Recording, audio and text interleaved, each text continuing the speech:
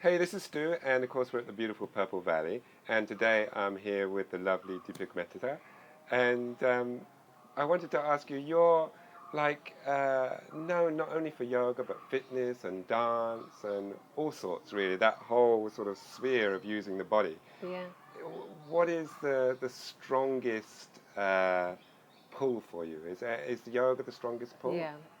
I think because I had such a long period where I was not able to move my body, movement became like a huge thing for me. Just the fact that, like, after I had an accident and for 2 years I couldn't move. So, every form of movement then became something that I wanted to learn and to be able to express.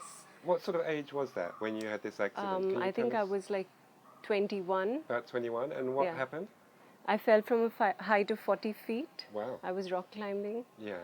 And for And you 2 landed on your years. back? Sorry? You landed on your back? No, I landed on my arm and my ankle. Uh-huh.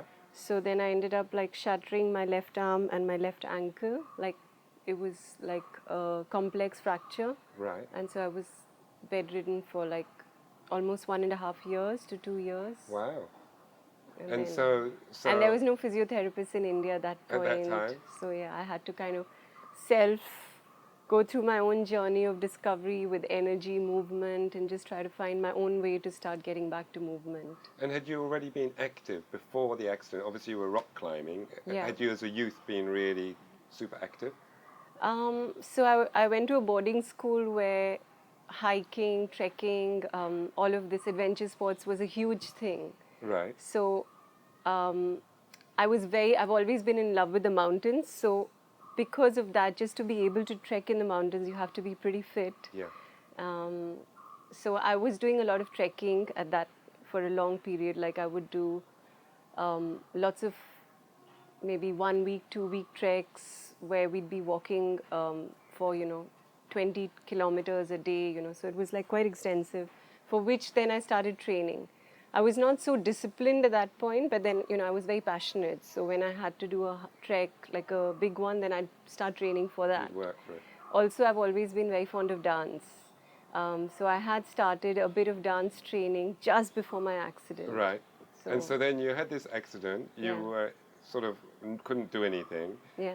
What were the first sort of things that came into your mind about how the hell you were going to get yourself out of this situation? So firstly, I was, at an age where you're kind of very dependent on, you're not a loner, right? I mean, I was kind of like very attached to my friends. So the first thing was, as soon as I had the accident, I was kind of in isolation. Right. Because, I was studying in Delhi and then I had to fly back to Hyderabad where my parents are to get looked after and stuff. So there was this sense of isolation and loneliness, Right. which is a huge thing at that age, right? I mean, then the other thing was I was in college, I was doing really well. So then academically as well, I felt like I was kind of going to be left behind while everybody was going ahead. So there was a lot of, other than all of, the fact that I was just not being able to move, it was just physically. And at that age, you're not very peaceful. There's a lot of angst already. There's a lot of restlessness. And then just to be stuck with your own self, with your thoughts, lying. So I had to really work through a lot of my stuff. It was like, first of all, just finding peace, because there's no other choice. You have no other way of venting, Yeah. Getting it out of you. So, just finding ways to be peaceful. And then also I was told because in India at that point, physiotherapy was not so advanced. Uh-huh. What I was told was I'm not going to be able to walk. Wow. Right? I guess what the doctor must have meant was you might not be able to be very physically active. Yeah, maybe walk, locomote, but maybe not jump around. Yeah, and yeah, that sort of exactly.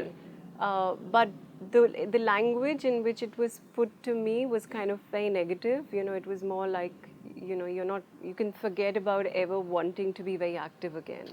Yeah. And that was something that made me want it even more. So that's in your nature, is it? If somebody says, no, you can't have that or you can't do that, then you go head for it? Yeah, for sure it is. Right. It is. I've had a rebellious streak, Right. So if somebody told me this was not what I should be doing, I've always wanted to kind To of do that. Yeah. So So in a way, then it was a blessing because then I was like, I'm going to do what I it want to gave do. you the motivation. Yeah, it did. It gave me a lot of motivation, like a lot. And so did you try, so with the calming, and what did you do to get your mind calm in the first place? Did you try meditation, or was it just about not being so angry? Or At that point, I was not very exposed, to meditation. In India, at that point, yoga was considered something for old people. It was not, and meditation. So I was not exposed to those words. Like, I'd not even heard the words Right. like meditation. But for some reason, I went and I did a course in pranic healing. Um, you know, like whatever, it was on a wheelchair and stuff like that. But then when I started hearing that there was something other than a physical body, like an energetic body, where you have the potential to heal yourself and also your thoughts, how they affect your mind. When I started hearing all this, I started getting attracted a lot to books like that, and then I was, I guess I wouldn't say I was meditating, but I was really engaged in reading books, right. which had a motivational, spiritual perspective. And then I found autobiography of a yogi, and then all of those books kind of had the same message of the power of your thoughts, energy playing a huge part in healing, all Right. of this stuff. So then that became something I was very attracted to. And so then when you first, where in that time frame did the first sort of, I imagine it was relatively simple, the first sort of yoga, physical asana classes come? Yeah. That happened like 2 years after my accident Right. because for that much time I was literally totally immobile because I was in a huge cast. Right. So, like my whole left leg was in a huge cast. I guess now everything is so advanced. It's much smaller. Yeah, Everything if they I do had is the more same mobile. accident now, I guess, they wouldn't even put that cast which makes you immobile for so long. How far back are we going? That it was like 97, did I see? 97. So Yeah. almost 20 years ago. Yeah. Yeah, wow. So, not enough exposure to what. Now I feel like people can heal so much faster. Yeah. At that time, it was like just immobile, rest, huge cast, no movement, Yeah. no like passive, nothing. No, so now they do almost the exact Yeah. opposite, don't they? Yeah, yeah, like absolutely no movement. Literally, I was on a bed lying flat with the whole left side of my body, absolutely immobile. So, And so what did the first signs of hope feel like or look like? What did you experience? like I said, when I read those books, that I was looking so strongly for, you know, an essence of hope. That when I read those books, it was something that I totally gravitated towards. And then, that's when I realized that, I mean, now when I look back, I realize that there is, some part of destiny which comes in, and, we have the free will where we have all the control, but then there's something else that can kick in which is not really in your control.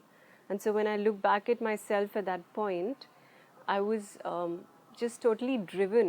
There was no doubt in my head that I would be able to do what I wanted to do. And, it just kind of gave me so much motivation. Also a sense of, strangely, there was a sense of power. I felt like I can really do what I want.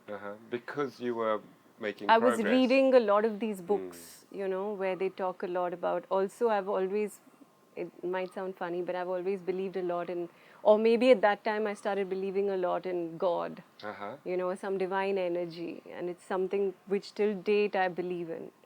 So it just connected me very strongly to that power of devotion, which was there, which was kind of latent, and it just became that driving force for, positivity or just believing that I can heal myself. And so then you started doing more yoga, more other physical activities too? So the first thing I started with was just basic movement, Right. because I had been doing some dance training before. So it sounds hilarious, but I would sit in my, when I could move a bit, Yeah. I would sit in my bed, just listen to music, and the only things that I could do with the other side of my body, I would just do that. Right, just with the good side. Yeah, with just music, just moving as I could. Yeah. When I then became, like when I had finally I was on a wheelchair, so like I would just listen to music and just move whatever was possible. And then I started when I eventually had Like a stick? crutch. Yeah. I would just walk, even if it meant like 5 steps, and then I had a little journal where I would write, I don't know, my progress, like 5 steps, 10 Yeah. steps, it was like, I didn't tell anybody about it because, of course, if I told my parents or whatever, they wouldn't understand that. Yeah. But it was something for myself, Yeah. I would like write how much I walked, like even if it was 5 steps from one side to the other. Like I became my own coach, and so the first thing I started doing was just finding mobility in whatever way was possible. Like I said, at that time, there were no, at least in India, there was no, like, I was not exposed to anger yoga. Right. There was no yoga classes, but what I did start really vibrating with was spirituality. Right. More than, yoga in a structured Yes. asana kind of Class, manner. yeah. Yeah. So then I started reading as much as I could on, positivity, motivation, spirituality.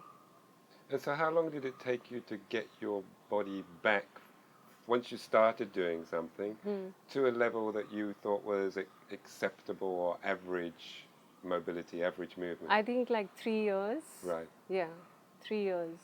And so then, so like now, it's not that you've taken it to the extreme, but Yeah. you're sort of known for your physicality, for your movement, your flowing moves and the dance and the yoga.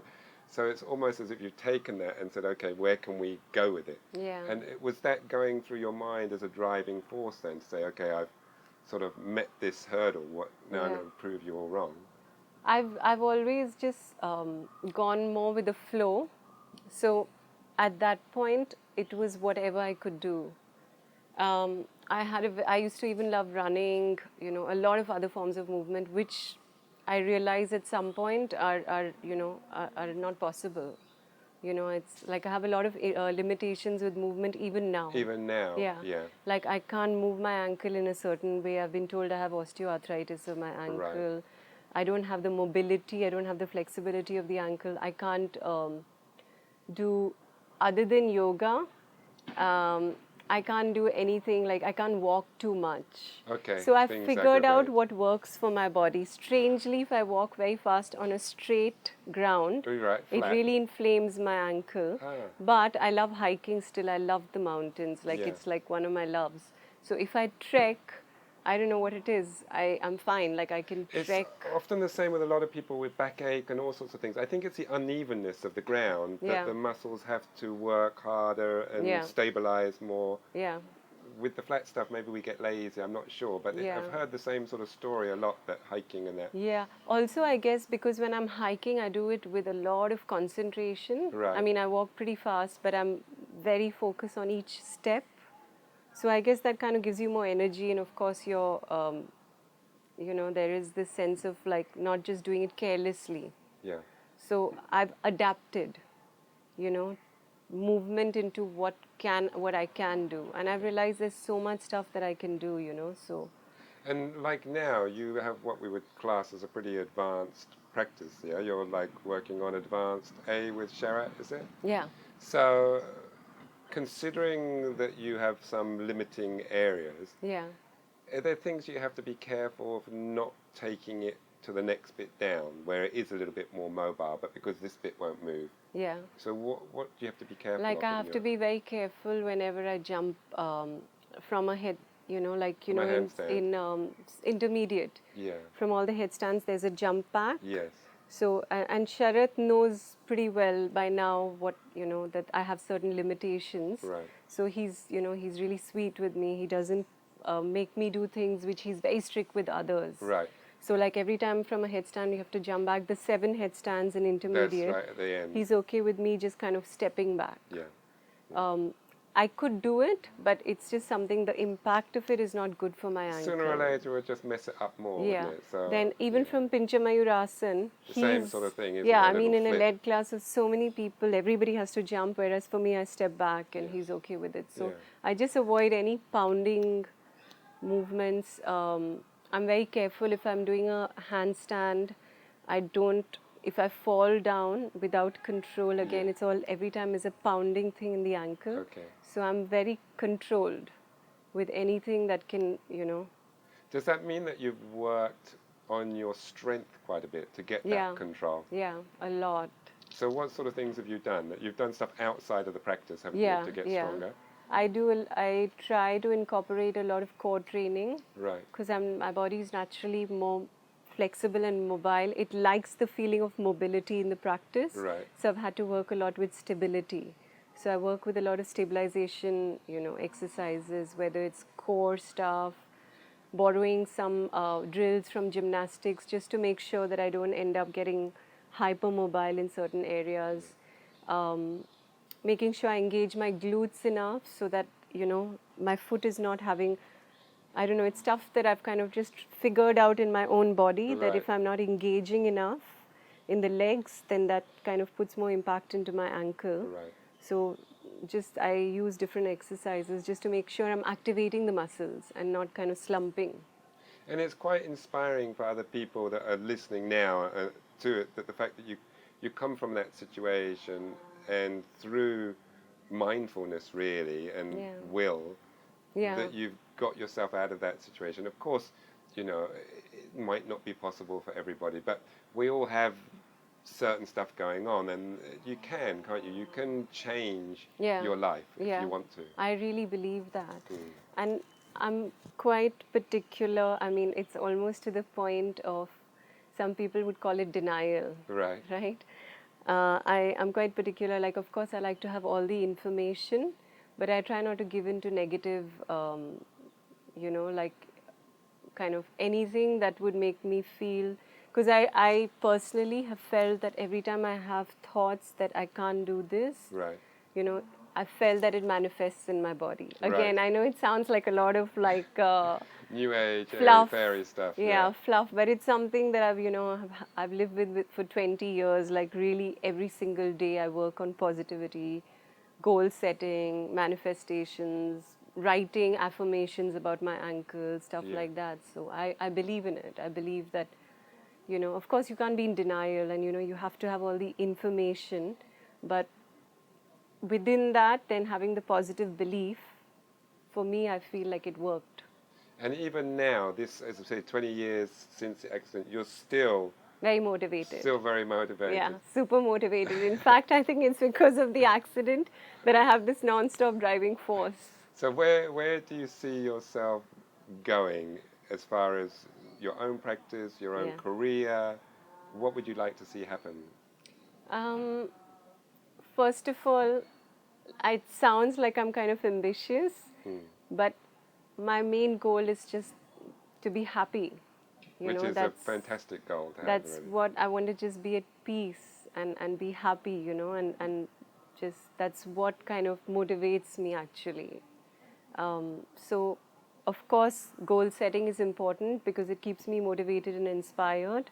But within that, if it ever starts making me not a happy person and not there for people, my friends or family, then I know that that's probably kind of in conflict with what I believe in. So, Right. Of course, I want to, finish Advanced Advanced A A. if it's possible. But within that, it's also about just doing my best Right. every single day. I also still I have a lot of goals. I still have a lot of desire to want to hike in the Himalayas, especially. Right. There's something that I resonate with very strongly with the Himalayas. So that's something that I still have a lot of, I want to explore that. And so we're talking going to the highest peaks, that sort of thing, or just like I said, exploring. more about fun. More about fun, yeah. Exploring rather than conquering. Yeah. That's something I believe in. Yeah. And so you've got quite a few strings to your bow, because there's the dance, there's the fitness, there's the yoga. It's easy maybe to be drawn one way or the other. Yeah. What is the strongest draw for you? Or they just have different parts of you? I think yoga is the number one because, it keeps me very grounded, also mentally. The days that I wake up and I just the days that I wake up and I don't practice, I can see the quality of my mind, being Right. quite different from when I wake up and just do my practice, no matter whatever the resistance and inertia, because I'm not naturally not such a like early riser. Okay, so that might be a Yeah. reason that you feel like I've not had my Indian practicing. genes of like enjoying, we're not naturally so disciplined. But I realize that when I wake up and I practice and then, I do whatever else I have to do in the day, Yeah. I'm a much more peaceful, happy, relaxed. The quality of mind is much more clear. So for me, for sure, in a day, my priority would be the yoga Right. practice.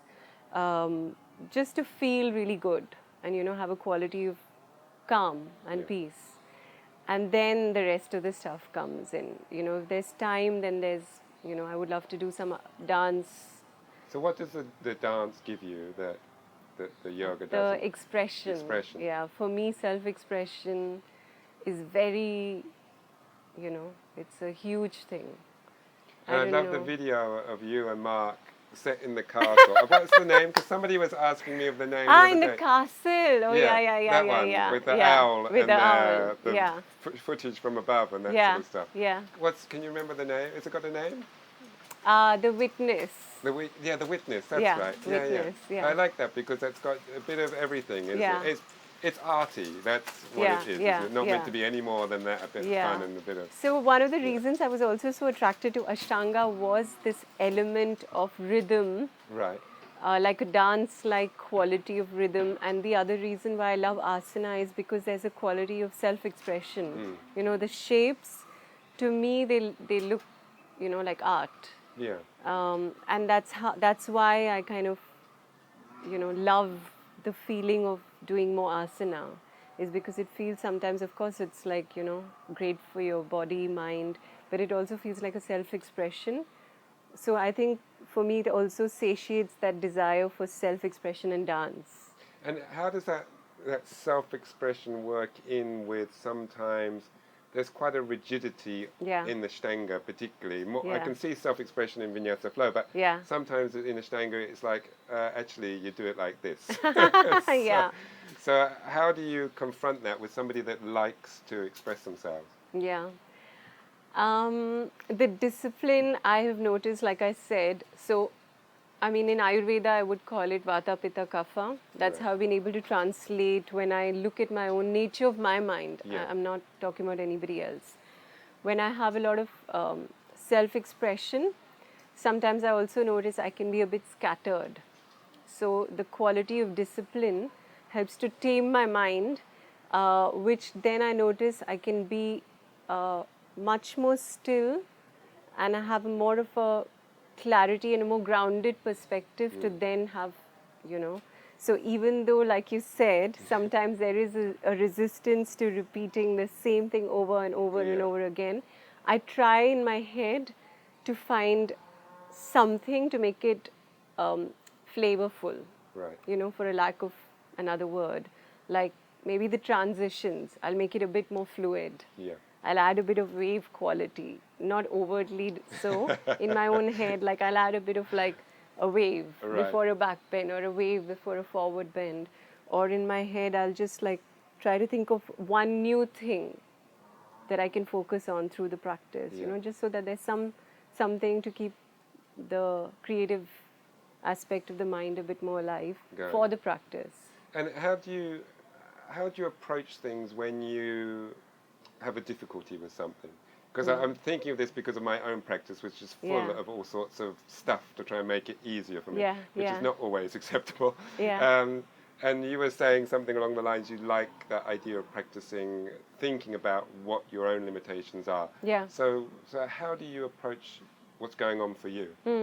So for me, strength is something that, especially with all the arm balances, it's not something that I find very easy. Right. It's something which is very challenging for me. So I do, do other stuff to kind of get more strong. Right. And then when I feel like my muscles are a bit more activated from other kind of disciplines, it translates better into my practice. So in that sense, probably I'm not sticking to it in the most traditional manner. Yeah. But I notice that it helps me feel much better when I'm practicing and without any pain, and I can feel I'm much more efficient. So some core drills, some activation stuff. Sometimes I try to work with developing more strength in my arms. The flexibility aspect as well, I really enjoy that. Uh, but I do also do some more mobility drills to make sure that, it's evenly divided rather than just, especially with back bends. Because there are bits of your body. I mean, I've seen you. I mean, you look super comfortable in the splits and stuff like that. Yeah. So we're imagining that you're open, pretty open along the front of the hip and the back of the hip and the hamstrings and that. Yeah. Are there parts of your body that you're aware are a bit sticky? Yeah. Relatively My speaking. hamstrings Like are that super bit. flexible, so I can wake up and I can just sleep in a split.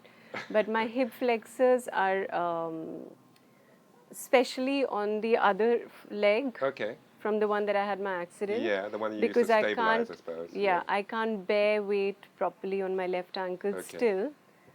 So I guess I tend to use the other leg more for stabilization. Okay. So then the right hip flexor is always a bit. My right quadricep and hip flexors is what I would call relatively tight. Yeah. So compared to the other side. Yeah. So I do a lot of stretches for that before I start. Okay. Especially if I know I have to do like kapotasana or some deep back bend. Yeah. Yeah. Yeah. And so, when you're working with these things that are maybe more challenging, The whole practice is challenging. the whole practice is challenging. Every bit is sure? challenging. Yeah. Yeah. Well, do you enjoy the challenge? Yeah. Or is the challenge the work? How do you approach the physical practice? So I notice again in my own mind, I was starting to associate my practice with suffering. Okay. The sense of like martyr kind of quality, or like just suffering, or it was so hard, and all these words. Yeah. And I felt like that was kind of, I don't know, I don't know, I'm not a psychologist or whatever, but I could just notice how that association of constantly using those words then became a programming that, everything would be like, this is so hard. Right. This is so hard, like playing martyr. You talked yourself into it. Yeah, in your head. Whereas now I'm trying to change the association. Like when I'm working on something which is hard, I tell myself, wow, that's great, I did it, like it's like almost like whenever I do something which is very intense and I finish, I just give myself a mental pat on the back. Then I just start associating the practice with good with things. overcoming, Yeah. things that are tough for me. And are there things in life outside of the practice that you find particularly, we don't want any details, but that you find particularly challenging, that you can then draw on that strength from the practice? Yeah, of course. Like I guess with everybody else, right? Like there are times in life where there's a lot of challenges, family, relationships. That I find is the most challenging. Especially because in yoga we get so used to being kind of solitary, We start enjoying our own company a lot. So relating to other people sometimes can then become a bit of a challenge, or your relationships can be challenging. Yeah.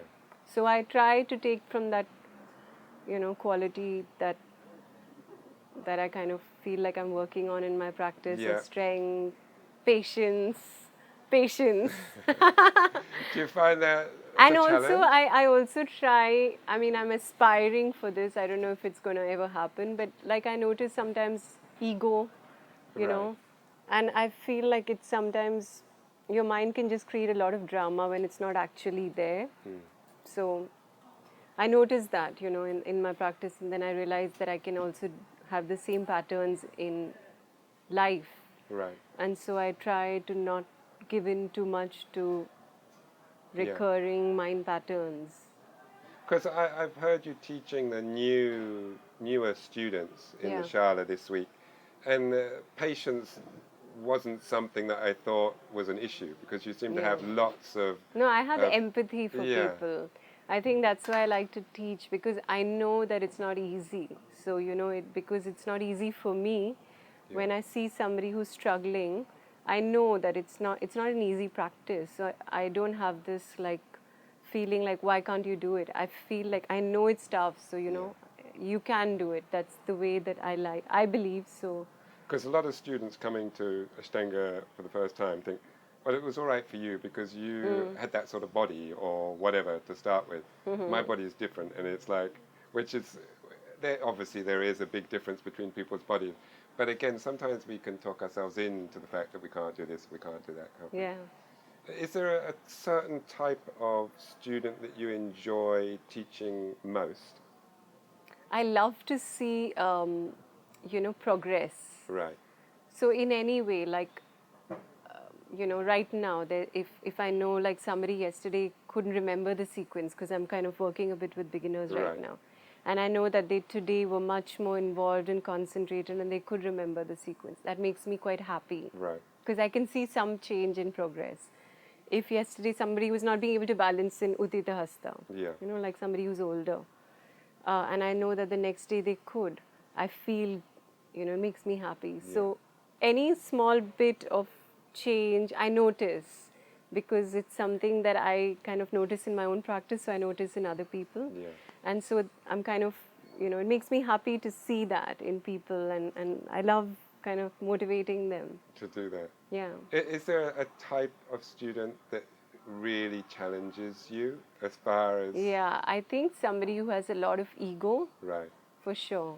Yeah. Because, like the way that I learned was without having an ego. And in India, I do, the teacher is somebody that, like, I touch Sharad's feet every time. Right. And pretty much every teacher that I had, I used to touch their feet. I would touch their feet. That's part of my culture, or my connection with the practice. Devotion is a huge element.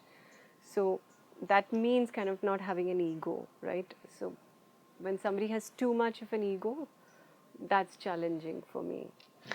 I think it is for most people, actually. Yeah, it's that does kind of challenge me. Nothing else does, like lazy or whatever, that's okay. Because I know at least they're trying their best. And so when because you've even been on TV, haven't you, with fitness shows and yoga shows and that sort of thing. Yeah. When you're coaching people as say, an overall wellness program, how highly would yoga fit within that program? Yeah, huge. Because I think the mind-body aspect that yoga gives you, it's a huge one, like whether I've trained a lot of actors and, people in film, whatever. I feel that aspect of the mind-body connection helps to really translate into even other forms of training that you would want to do because you're so much more concentrated and you're so aware of, that's I think one of the best tools of the asana practice is that concentration and mind-body connection. So definitely yoga would be a huge element in any form of, with whoever I've taught or whatever I've done. Is there a certain challenge when you're dealing with people that are successful in their own spheres, shall we say, a famous actor or successful business person, and then they come to something that they can't do?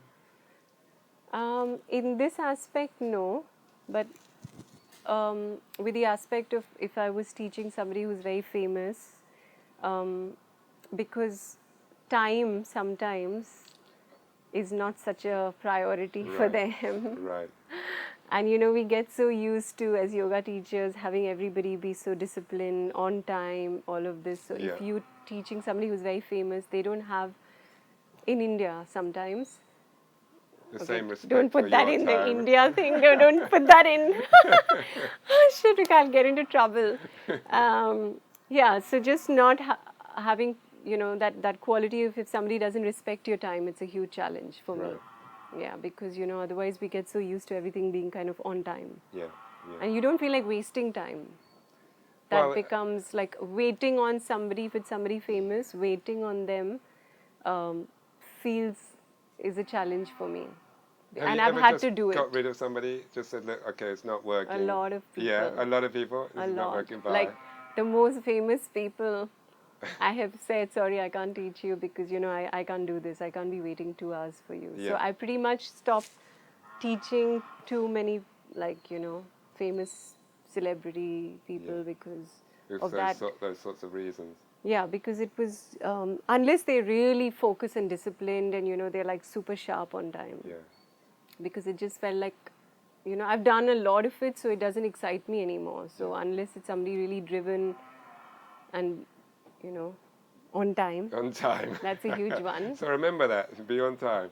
No, What- because I've had to wait for 3 hours on Have you? pizza. Oh my God, I had to wait like about I've- 10 minutes and I'll be Yeah, gone. I've trained people where, I was their personal trainer. Yeah. So I've had to wait for 3 hours for them, and, because they're shooting. Yeah. And it's not even their fault.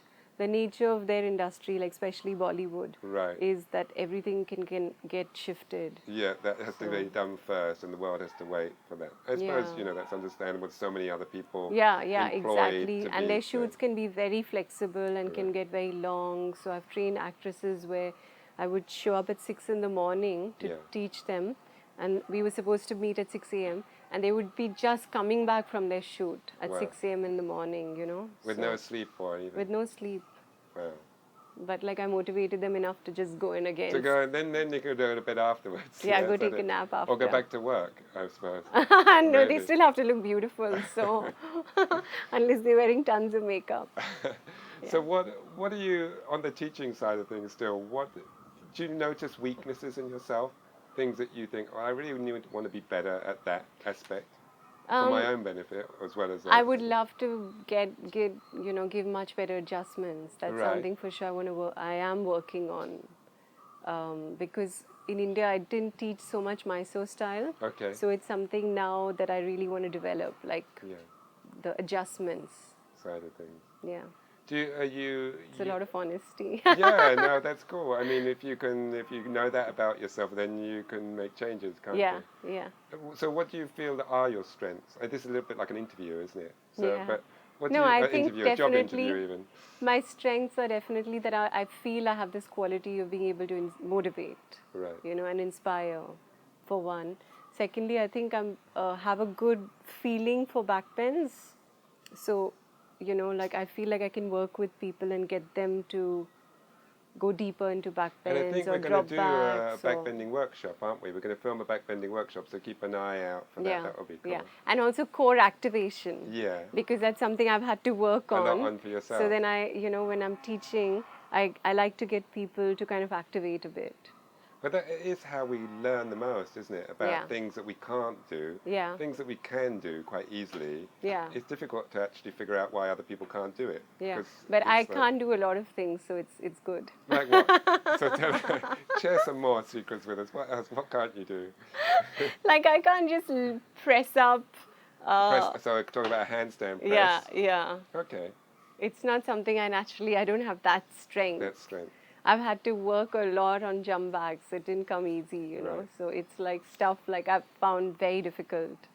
And do you find it hard to work on the strength stuff, or do you enjoy it? I Or enjoy it. You enjoy it. Yeah. Is there stuff that you feel you need to do, but you really don't want to do it, but you do it anyway, or do you just like it all? Yeah, I think in general, the mental discipline, I mean, of course, physically there are a lot of things, Yeah. but I'm the kind of person, once I have inertia, then once I start doing something, I get really involved and absorbed, and then I find it difficult to stop. Then I can go on and on and on for hours without eating, without anything, like I forget everything else in the world. That's the way I am Right. with every form of physical movement. So the mental discipline is something that, is the kicks, the starting. Yeah, is Yeah, there. yeah. And do you like to, because it's tempting when you have lots of things in Passions. your toolbox, shall we say, lots of passions, Yeah. do you like to combine them? I mean, is that something you do, combine the yoga and the dance, and obviously not on the Ashtanga Mysore room, but Yeah. outside of that? Yeah, I do. I do teach this other thing. I mean, it's more like self-expression. I wouldn't call it like a yoga. Okay. It's more like combining yoga and movement Right. to kind of find your own self-expression. So I teach this as well, where I do lots of yoga movement stuff. Then I teach some dance isolation drills. Yeah. Then I try to get people into a state of not trance, but like into a state where they are not so self-conscious. Yeah, that's the word I was going to use. Because Yeah. for a lot of people, that's a big issue, isn't it? To be Yeah. able to let go. Yeah, and then just kind of finding their own expression of movement. Right. You know, just using it to release, using it to create, whatever. And do you feel that it's purely a creative exercise, or does it also have some Healing. and ramifications even for For the more me, formal practice? I felt for me, like first of all, like back bending, right? You can have an association of pain and fear, or you can have an association of pleasure, Right. right? So when I dance, it feels like it's pleasure. When you feel like you just have to go in this linear, like this, Yeah. it makes your body kind of stiffen because you're like, oh my God, I have to do this in your head, right? So if sometimes I use some dance drills and just get people to kind of just feel their body and move like a wave. And when they start doing that, sometimes they feel like they're getting that mobility, Yeah. which sometimes they can't. It's more a mental thing, because when you move like that, there's an association of freedom. Mm-hmm. You know, pleasure, softness, like chocolate, Yeah. rather than rock. You know, yeah. wave rather than rigidity. So all this kind of stuff I think can help. So I sometimes use that, like before somebody does a drop back, I'll just get them to kind of feel a bit like just soft movements, like a wave, and then use that to kind of go back. I think that those kind of visualization or the dance aspect can help. Can help with that. Yeah, just And to find some softness. yeah, and you said you consider yourself quite spiritual. Is that the right word, or you believe in a force? I don't know what the word spiritual is Well, honestly yeah, me neither, anymore because it's such an overused word. I like to believe Right. in you know, I don't know. It sounds very cliche and stuff, but I do believe in a higher power. Right. And I do connect with, you know, like I do pray to Lord Shiva, Right. you know. Again, I don't like to talk too much about it because it can sound a bit like, you know, it takes away from your own personal little thing. That you keep for yourself? Yeah, but Yeah. I do pray a lot to God. Yeah, it's something that I've always had a connection with. And do you, I mean, obviously the physical asana is only one part of the yoga practice, the meditation, pranayama. But do you read the sutras and that sort of stuff? Do you go down that line or not? Yeah, I like, so strangely, very technical stuff. Right. I don't resonate with, but I've always loved chanting Okay. because the vibration of sound of chanting a mantra is something that I've always loved, because like every time I've chanted, especially in chanting, there's something called Vedic chanting where you're supposed to have a certain rhythm Right. and a certain pronunciation. And whenever I've done, so I've studied a bit of that. So whenever I've done that, it feels like it produces this quality of like, you know, deep peace or bliss. So that's something that I'm very attracted to. Chanting and mantras. The reading of like stuff, I love, but Not quite so much. I like stories, you know, so when it gets Right. too structured, Right. I don't know, it's not something that I feel very strongly Yeah. about. Yeah. Yeah. And so for people that, because we have all sorts of people watching these videos, from people that really are just beginning their journey to people that have been practicing for 20 years or so. Yeah. So for those people that, and we all meet those obstacles that stop us getting on the mat, or we drift away from the practice, or we're afraid of getting started. And I like the idea to hear from teachers what it is that you can, I think people will be inspired already, shall we say, but what else you can do to encourage them to meet the challenge if it's a problem getting on the mat or whatever it might be. Sometimes like what I do for myself, right? Like I said, I'm not naturally, like starting is a bit of a problem for me. You like to be right? in bed. So I give myself little goals. I'm like, Right. okay, let me just do 5 Surya Namaskars. Okay. I'll have a better day than if I didn't do that. Then I'm like, I'll like give myself up to this point, let me finish the practice. Right. That's one of the things if I was feeling very not motivated. Secondly, of course, you're going to be much healthier, right? So sometimes you don't have to do like a really strong, super hard practice. It Yeah. can just be for health benefits, right? Just moving your body, stimulating your body, feeling good. You're going to feel much better. There's like a feel good thing as well, which I think that feeling after, sense of peace and just having moved your body, that should be a motivating That factor. should be enough. Yeah. And another thing that I use is I journal a lot. Right. So sometimes like the night before, if I know that, it's going to be a busy day where I could end up not giving priority to my practice, Yeah. I'll just kind of plan the day a bit, or I'll think a little bit about what I'm going to do tomorrow in the practice. And then in the morning again, before practicing, I journal a little bit where, I'll write stuff like, sometimes I write like what my goals are, or I'll journal a little bit about, it just kind of sets an intention Yeah. and for the puts you day. in the mood. And do you practice at any time of the day? That you worried? Like I'm a person, if I don't practice in the morning, it's not going to happen. 'Cause No, then I'll life practice happens and any everything. time of the Do day. you? Yeah. I Yeah, really of course like not right after a afternoons. meal. No, I like afternoons because the body for me feels a lot Much freer. more flexible, yeah. But it's just generally there's so much rubbish that comes along that I Yeah. know it's not going to happen. So I Yeah. just make sure that every morning I practice, and then the rest of the day can happen no problem. But you practice anytime. is that right? Anytime. Like it can be at 10, 11 if I have stuff before that. Okay.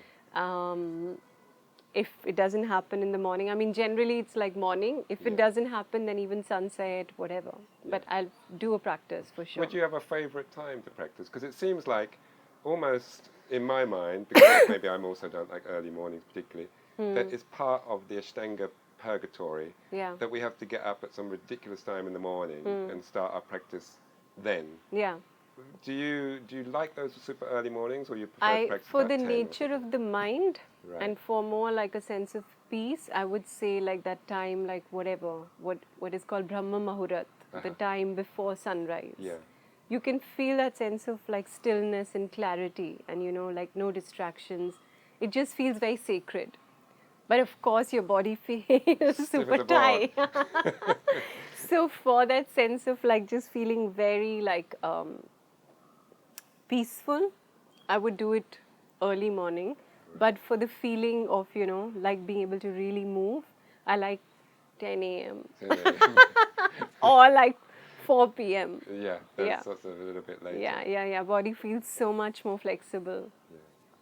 And can you see yourself developing now into, is there any field that you'd like to go into that you haven't gone into? I'm exploring some other things as well with movement, but pretty much everything like keeps coming back to the yoga practice. Right. It's like everything is lots of other tools to feed into this practice. practice. Like I am training a little bit with other forms of strength. Like Just- calisthenics type stuff? Yeah. Yeah. And training a little bit with handstands, just again to feed it into the practice. But the handstand training is more a lot of core training. Right. It's a lot of like got to do with just kind of really activating everything in the body to get it like as tight, Yeah. but not tight in the sense of like stiff, but tight in the sense of activated. And controlled. Yeah, like really getting everything in this feeling of bracing, Yeah. which helps in the arm balances. And sometimes it actually even helps in back bending. Right. Because when you kind of creating length into opposite directions, keeping everything kind of tight from your fingertips to your toe tips and pulling into opposite directions, which are a lot of the drills of handstands. Yeah. They're also called hollow body drills. Oh, That- hollow body rocks, those sorts of things. Yeah. Is it? Yeah. I It don't know. actually helped I felt like my back was getting much more flexible because there would be this sense of length happening in the, your quadratus lumborum. Yeah. I felt like I was kind of really getting it like traction, Yeah. getting it lengthened into opposite direction. So it ended up making my back bends better. And Also, handstands require a lot of mobility of your shoulders because you don't want to overcompensate not having flexibility here by kind of arching in your lower back. So it's like keeping everything tight here and then getting it really open in the shoulders. Yeah. So then that ended up again, my back bends got better because I felt like I was able to open up more in the thoracic region and have more of a even back bend. So I felt like everything kind of helps. Because there's, for some people, there's quite a resistance to doing anything outside of the yoga practice, isn't there? That's it. Yeah. And Yeah. no, we don't want any of that. Yeah. But me as well, I much prefer doing other stuff to Yeah. supplement it because I can see that it's not necessarily a complete physical practice for the body. If you look at it purely from that level, you know. Yeah. And then also the dance stuff, like in dance movements, there's a lot of circular movements of your joints. Yes. There's a lot of spirals, there's a lot of figure of eights, you know, with your pelvis, with your spine, with the shoulder joint, and that ends up feeling like I'm kind of lubricating, you know, the joints. It feels very like as if, I don't know, it's a feeling that I get. It feels much more fluid, the body, and then again the next day I feel much better. Yeah. So Actually, my first drop back happened when I was just dancing. You're kidding, yeah? Yeah, so I was so obsessed with trying to drop back and come up, and it would not happen, even though I had a pretty flexible back. And then I was out one night dancing, and there was great music playing, and I was just kind of moving. I love to dance. So I was just kind of moving without thinking in this like no mind space, you know, just moving. And then suddenly I realized I had gone back and come back up. Wow. So it felt like I broke a barrier through the dance, which I was not being able to break through this very rigid, structured. And what happened then the next day? So Then I was just like on a roll, you know. So then you just did it? Yeah, I just did it, and it felt like I had just broken through it, you know. Did you feel that you needed to do a few little wiggles before you did it the next day? The next day? No, it felt like there was something which had changed. Right.